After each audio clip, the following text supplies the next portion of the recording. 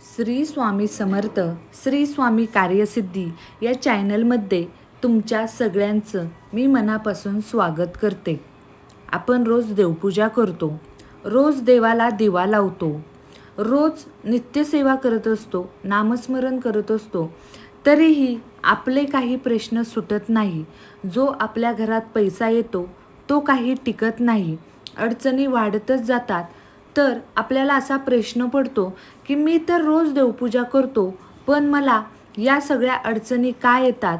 तर याचं उत्तर मी तुम्हाला आजच्या व्हिडिओमध्ये सांगणार आहे. त्यासाठी हा व्हिडिओ शेवटपर्यंत नक्की पहा. चॅनेलवर नवीन असताल तर चॅनेलला सबस्क्राईब नक्की करा. शेजारील जे बेल आयकॉन आहे त्याच्यावर प्रेस करा, जेणेकरून इथून पुढचे जे काही माझे नवीन व्हिडिओ येतील त्याचं नोटिफिकेशन नक्कीच तुमच्यापर्यंत पोचलं जाईल. सगळ्यात महत्त्वाची गोष्ट म्हणजे आपल्या घरामध्ये देवघर हे कोणत्या स्थानी आहे. महत्त्वाचं म्हणजे देवघर हे बेडरूममध्ये नसावं. दुसरी महत्त्वाची गोष्ट म्हणजे देवघर हे ईशान्य कोपऱ्यातच असावं. त्यानंतर तिसरी महत्त्वाची गोष्ट म्हणजे देवघर हे तुमच्या घरातील जी दक्षिण दिशेची भिंत आहे त्या भिंतेला चिटकून ठेवलेलं नसावं. ही जर महत्त्वाची गोष्ट तुम्ही पाळली तर तुम्हाला कोणत्याही अडचणी येणार नाहीत.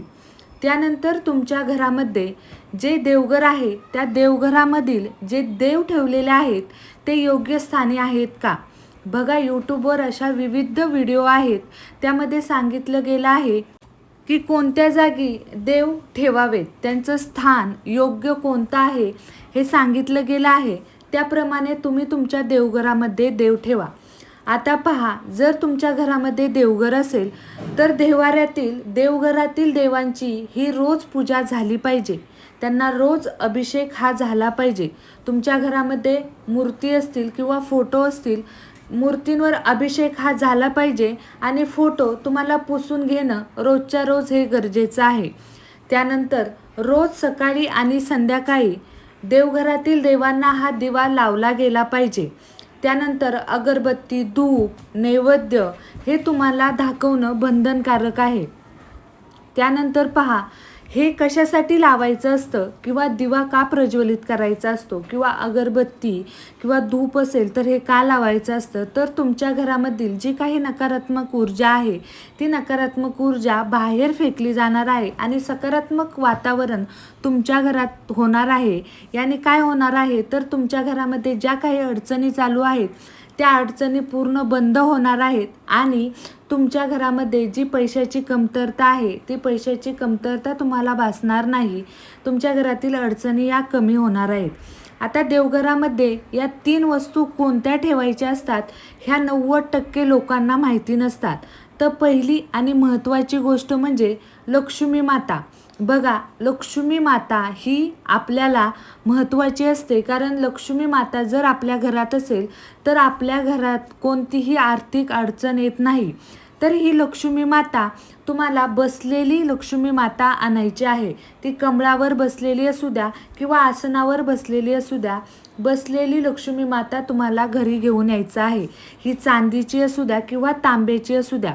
उभी असणारी लक्ष्मी माता तुम्हाला आणायची नाही, कारण उभी असलेली लक्ष्मी माता ही चंचल असते आणि जी बसलेली लक्ष्मी माता असते ती स्थिर असते. तर आपल्या घरातील जो पैसा आहे, जर तुम्ही बसलेली लक्ष्मी माता घेऊन आला तर आपल्या घरातील पैसा हा स्थिर राहण्यास मदत होते. म्हणून बसलेली लक्ष्मी माता तुम्हाला तुमच्या देवघरामध्ये ठेवायची आहे. त्यानंतर पहा, तुम्हाला एक नाणं ठेवायचं आहे आणि त्याच्यावर तुम्हाला एक सुपारी ठेवायची आहे. याने काय होणार आहे तर तुमच्या घरामध्ये जो काही पैसा येत आहे, पैसा खूप येत आहे पण तो टिकतच नाही. म्हणून तुम्हाला हा एक उपाय करायचा आहे. तुमच्या देवघरामध्ये एक नाणं ठेवायचं आहे आणि त्याच्यावर तुम्हाला एक सुपारी ठेवायची आहे. ही सुपारी तुम्हाला दर 3 महिन्यांनी बदलायची आहे. जी सुपारी तुम्ही अगोदर ठेवलेली आहे ती तुम्हाला वाहत्या पाण्यामध्ये सोडून द्यायची आहे आणि नवीन सुपारी तुम्हाला तिथे ठेवायची आहे. ही झाली दुसरी वस्तू. आता तिसरी वस्तू आहे ती म्हणजे तुम्हाला तुमच्या देवघरामध्ये घंटा ठेवायची आहे. बघा, तुम्ही सकाळी आणि संध्याकाळी जर तुमच्या घरामध्ये घंटानाद केला तर तुमच्या घरातील जी काही नकारात्मकता आहे किंवा अलक्ष्मी आहे ही पळून जाणार आहे आणि लक्ष्मीचा वास तुमच्या घरामध्ये होणार आहे. अशा या 3 वस्तू आहेत त्या तुम्हाला तुमच्या देवघरामध्ये ठेवायच्या आहेत. आता दुसऱ्या गोष्टी म्हणजे तुमच्या देवघरामध्ये तुम्हाला कलश स्थापन करायचा आहे. बघा, बरेच असे देवघर आहेत त्याच्यामध्ये कलश स्थापना केलेली नसते. तर पहा, तुम्हाला कलश स्थापना करायची आहे. तुम्ही मंगळवारी किंवा शुक्रवारी हा कलश स्थापन करू शकता. या कलश स्थापनेने लक्ष्मी माता तुमच्या घरामध्ये प्रवेश करणार आहे आणि तुमच्या घरामध्ये सुख, समाधान, ऐश्वर्य नांदणार आहे.